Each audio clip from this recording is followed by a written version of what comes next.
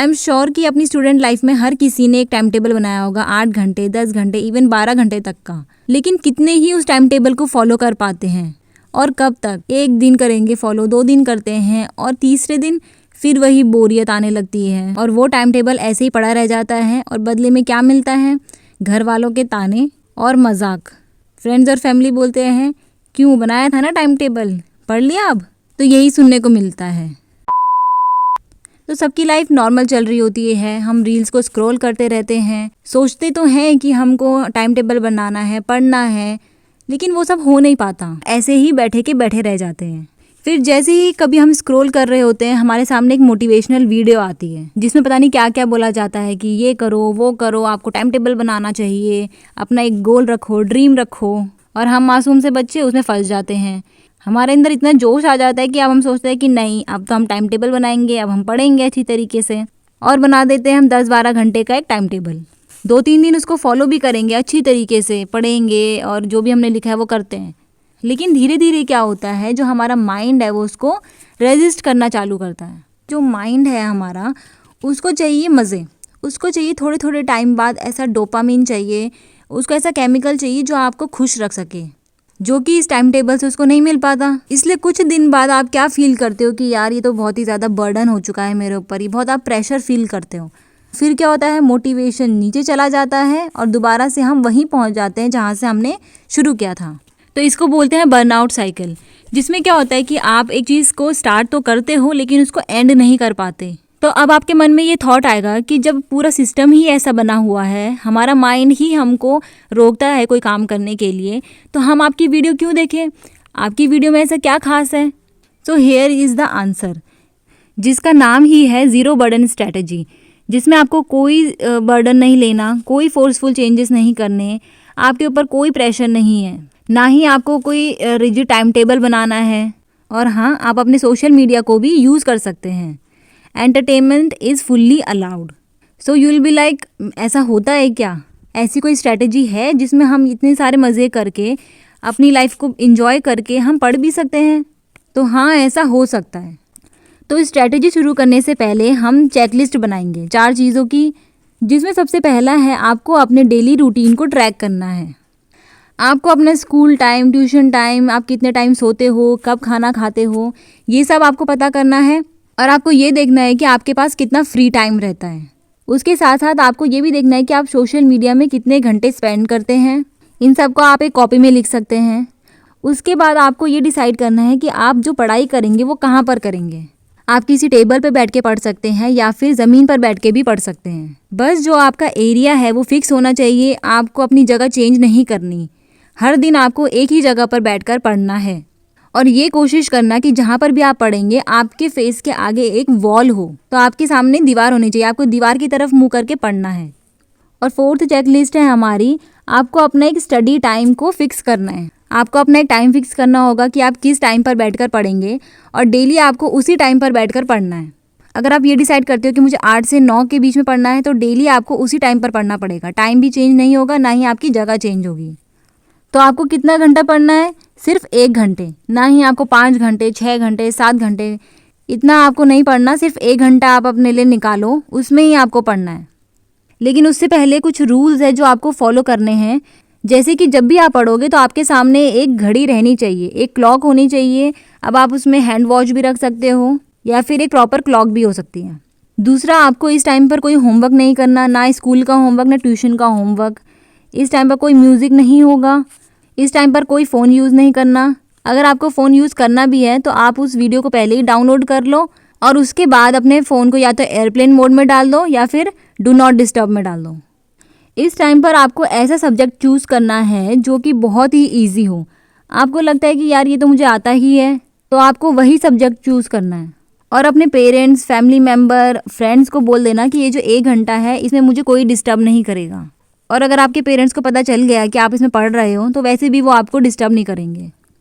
इसमें सबसे important rule है हमारे ये 2, जिसमें आपको 1 घंटे से पहले नहीं उठना। कुछ भी हो जाए, चाहे आपको मम्मी बुलाए, चाहे आपका फ़ोन बजे, कुछ आपको उठना ही नहीं है उस जगह से। 1 घंटे तक आपको वहीं पर ही बैठे रहना है। और दूसरा, अगर आपको पढ़ने में मज़ा भी आ रहा है, आपको लग रहा है कि यार ये तो बहुत अच्छा चैप्टर है, थोड़ा सा और पढ़ लेता हूँ, थोड़ा सा और पढ़ लेता हूँ, नहीं, आपने जितना टाइम डिसाइड किया है 1 घंटे का, आपको उससे ज़्यादा नहीं पढ़ना। जो भी आप पढ़ रहे हो उसको अब आप कल पढ़ना, लेकिन अब 1 घंटे के बाद में आपको नहीं पढ़ना है। तो ये जो रूल्स है इसे आपको फॉलो करना ही है। इसमें कोई लीनियंसी नहीं है कि आपको ये नहीं करना, ये छोड़ सकते हो। आपको हर एक रूल को फॉलो करना पड़ेगा प्रॉपरली। अब यहाँ से शुरू होता है आपका रियल चैलेंज। अब आप पढ़ने बैठते हो, सारे रूल्स आपने फॉलो किए, सारी चेकलिस्ट आपने बनाई। क्या अभी भी आप पढ़ पा रहे हो? तो नहीं। आप में से कई सारे स्टूडेंट होंगे जो अभी भी नहीं पढ़ पाएंगे। तो प्रॉब्लम क्या है? ऐसा क्या होता है जो हमें रोकता है पढ़ने के लिए? क्या वो हमारी आउटर डिस्ट्रैक्शन होती है? क्या कोई हमको बाहर से आकर डिस्ट्रैक्ट कर रहा है? ऐसा नहीं है कि कोई आउटर डिस्ट्रैक्शन हो, हमने पेरेंट्स को मना कर दिया, फ़ोन को ऑफ कर दिया, तो हमें डिस्ट्रैक्ट करता कौन है? तो ये जो डिस्ट्रैक्शन होती है ये हमारे अंदर से ही आती है। तो हमें हमारा माइंड ही डिस्ट्रैक्ट करता है। तो आपका माइंड आपको डिस्ट्रैक्ट करता क्यों है? तो आपके माइंड में क्या चल रहा होता है कि अरे इस टाइम पर तो फ़ोन चलाना होता है, दोस्तों के साथ घूमने जाना होता है, जिससे मुझे डोपामिन मिलता है। डोपामिन मतलब ऐसा केमिकल जो हमको खुशी देता है। तो अब माइंड क्या करेगा? उसके लिए क्रेव करेगा। अब माइंड को वो चाहिए। लेकिन आपने डोपामिन के सारे ही रास्ते बंद कर दिए। जैसे आपने फ़ोन बंद कर दिया, अपने फ्रेंड्स के साथ नहीं घूमने जाओगे। तो अब आपके माइंड को एक ऐसा सोर्स चाहिए जहाँ से उसको डोपामिन दोबारा से मिल सके। तो अब आपका माइंड क्या करेगा? डे ड्रीमिंग करना चालू करेगा। डे ड्रीमिंग मतलब ख्याली पुलाव बनाएगा, कुछ भी सोचने लगेगा। जैसे कि अरे उस दिन तो लड़ाई हुई थी, मुझे ना ये बोलना चाहिए था, ऐसे मुक्का मारना चाहिए था। तो कुछ भी आप कुछ भी सोचने लगोगे इस टाइम पर, क्योंकि आपका माइंड अब बचना चाह रहा है उस 1 घंटे से जिसमें उसको डोपामिन नहीं मिल रहा। तो यहाँ पर पढ़ाई मुश्किल नहीं है, मुश्किल है अपने ये जो डिस्ट्रैक्शन है, अपने अंदर से ही जो डिस्ट्रैक्शन आ रही है उसको शांत करना, अपने माइंड को शांत रखना, और ये जो डे ड्रीमिंग कर रहे हैं हम, इसको कम करना। अब आपको उस 1 घंटे में किस तरीके से पढ़ना है, अपने माइंड को कैसे कंट्रोल करना है, ये आपको पता चलेगा यहाँ पर। तो आपको उस 1 घंटे के दौरान में क्या करना है? इसमें आपको सबसे पहले अपनी स्टडीज़ को ब्रेक करना है। अगर आपने सोचा है कि मैं चैप्टर 1 पढ़ूंगा, तो नहीं, आपको चैप्टर 1 पूरा नहीं पढ़ना। आपको सिर्फ चैप्टर 1 का टॉपिक 1 पढ़ना है। मतलब अब आपको सिर्फ एक छोटा टॉपिक पढ़ना है बस। उसके बाद जहाँ पर भी आप पढ़ने बैठो, अपने पास एक पेन और पेपर ज़रूर रखना। और जो भी आपको डे ड्रीमिंग का थॉट आता है, कुछ भी थॉट आ रहा है आपके माइंड में, जैसा भी थॉट आ रहा है वैसा आपको लिख देना है। आप कैसा भी थॉट लिख दो, चाहे वो अजीब सा ही थॉट है, आपका पेन पेपर है, आपका थॉट है, कैसा भी लिख दो। जैसे कि आपको थॉट आ रहा है कि नहीं, मुझको ना उसकी नाक पे घूसा मारना चाहिए था उस दिन, आप इसको भी लिख दो। और अपने माइंड को बोलो कि जब ये 1 घंटा ख़त्म हो जाएगा उसके बाद मैं इस थॉट को सोचूंगा। लेकिन इस 1 घंटे में नहीं सोचना। जैसे ही 1 घंटा ख़त्म हो जाएगा दोबारा से इस पेपर को देखूंगा और यही सोचने लगूंगा। अगर आपको फिर भी पढ़ने का मन नहीं कर रहा है ना, तो आप क्या करना, जंपिंग जैक कर लेना। 3-4 जंपिंग जैक करो, या फिर ब्रीदिंग कर लो, या फिर अपना मुंह धोकर आ जाओ बिल्कुल ठंडे पानी से, या फिर अपने हाथ पे एक बर्फ़ का टुकड़ा रख लो। तो जब आप अचानक से कोई ऐसी चीज़ करते हो जो आपके माइंड ने सोचा नहीं था, तो उसको एक शॉक लगता है और दोबारा से वो रिवायर होता है। ठीक है, तो ऐसा एक्शन करना है जिससे आपके माइंड को शॉक लगे। सबसे अच्छा आप जंपिंग जैक कर लो। स्टिल आपको पढ़ने का मन नहीं कर रहा, आप डिस्ट्रैक्टेड फील कर रहे हो, तो इस टाइम पर आपको क्या करना है, जो भी आपके सामने टॉपिक है ना, जो भी आपने खोल के रखा है, आपको उसको तुरंत पढ़ लेना है। कभी कभार हम डिस्ट्रैक्टेड इसलिए भी फील करते हैं क्योंकि जो हमारे सामने टॉपिक होता है, जो हम पढ़ रहे होते हैं, वो हमको बहुत मुश्किल लगता है। तो उस मुश्किल चीज़ से बचने के लिए आपका माइंड फिर आपको डिस्ट्रैक्ट करने लगेगा। जैसे अगर आपको कोई क्वेश्चन नहीं आ रहा, उसमें बहुत आपको डिफिकल्ट लग रहा है, तो अब आपका माइंड फिर से डिस्ट्रैक्ट कर देगा आपको, क्योंकि वो उस क्वेश्चन से बचना चाहता है। जैसे कि अगर कोई लाइन आपको डिफिकल्ट लग रही है, तो अब आप उसको पढ़ लो, कैसे ना कैसे करके पढ़ लो। 3-4 बार पढ़ो, 10-12 बार पढ़ो, बस उसी लाइन को पढ़ते रहो। और फिर देखना, इतना सब फॉलो करने के बाद आपका 1 घंटा कैसे जाता है, आपका एक टॉपिक भी कंप्लीट हो जाएगा, आपको पता ही नहीं चलेगा। इसमें आप एक चीज़ और कर सकते हो कि अगर आपको डिस्ट्रैक्शन हो, आपको लग रहा है कि यार मुझे पढ़ना नहीं है, या फिर आपके फ़ोन चलाने का मन कर रहा है, अब आप ये सोचना कि वो चीज़ हो चुकी है। जैसे कि अगर आपको फ़ोन देखने का मन कर रहा है, आपने फ़ोन देखा, आपका 15-20 मिनट वेस्ट हो गया, अब वो जो गिल्ट आएगा आपको उसको अभी से फील करने लगना है। तो आप ये भी कर सकते हो।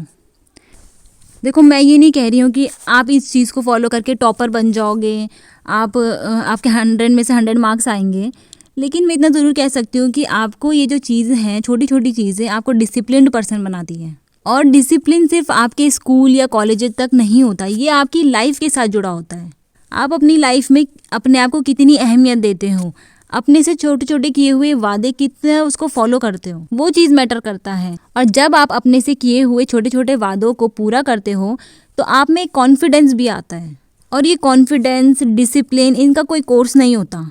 ये चीज़ें आपको टाइम के साथ खुद ही बिल्ड करनी पड़ती हैं, छोटे छोटे स्टेप्स लेकर, कंसिस्टेंसी के साथ। जब आप इन छोटे छोटे स्टेप्स को करते हो तो आप में एक अलग सा कॉन्फिडेंस आता है।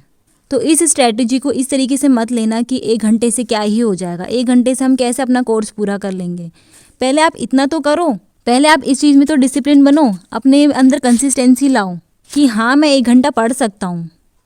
इसके बाद एक और ज़रूरी चीज़, जब आपका ये 1 घंटा कंप्लीट हो जाए तो अब आपको ये डिसाइड करना है कि आप कल क्या पढ़ोगे।